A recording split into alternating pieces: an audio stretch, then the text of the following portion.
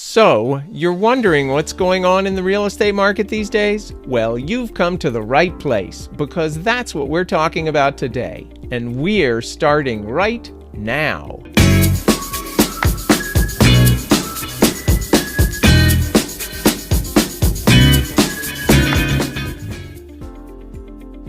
Hey everyone, welcome back to my channel. My name is Harry Moore. I'm a realtor in the Washington, D.C. metro area, and I post new videos every week about all things real estate in the DMV. Today, we're going to take a look at the overall market in the D.C. metro area for the first quarter of 2019. This area includes Montgomery, Prince George's, and Fairfax counties, Falls Church City, Arlington, Alexandria, and of course, the District of Columbia. These are broad statistics, and as you know, real estate is a hyper-local business. However, I think it's always good to take a step back and get a sense of what's going on at the broad market level. So, let's take a quick look.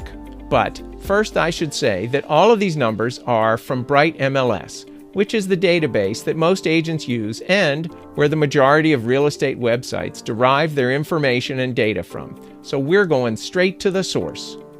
We'll start with a chart that I really like, one that shows the balance between supply and demand.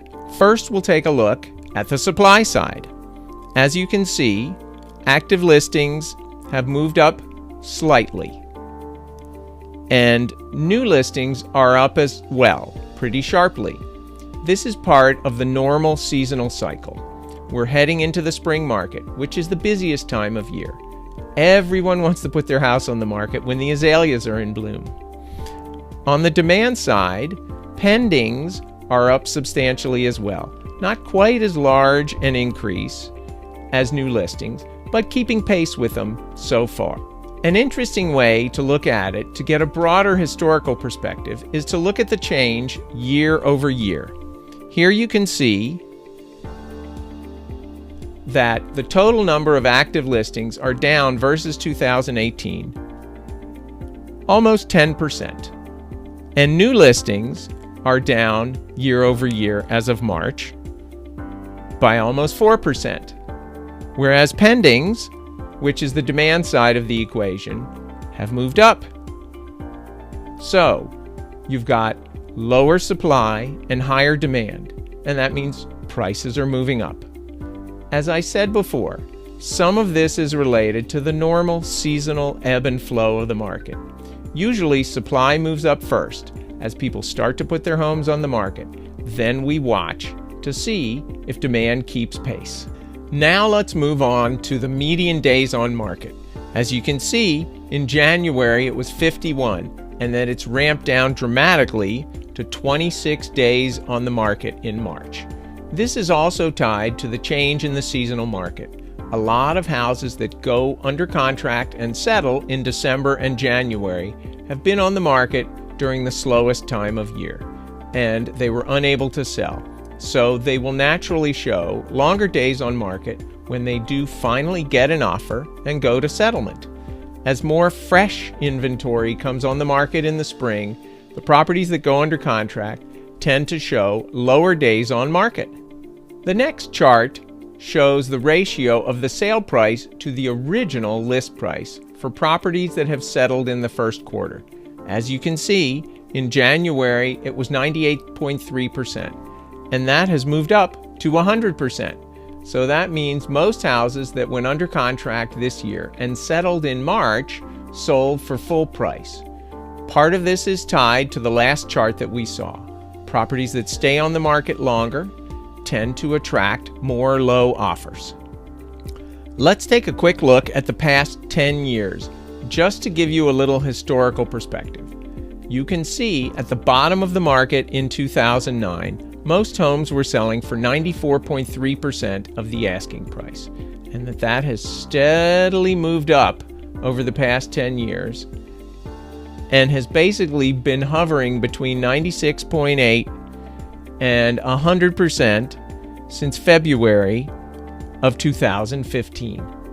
Now let's take a look at months of supply. As you can see, although it's moved up slightly, it's still right around 1.5 months of supply. A balanced market nationwide is generally considered to be about 6 months worth of inventory. In the DC metro area, I would say that number's probably closer to 4, maybe 4.5 months worth of inventory. The DC metro area is much more fluid and dynamic real estate market than many other parts of the country. Again, let's take a quick look backwards for historical perspective.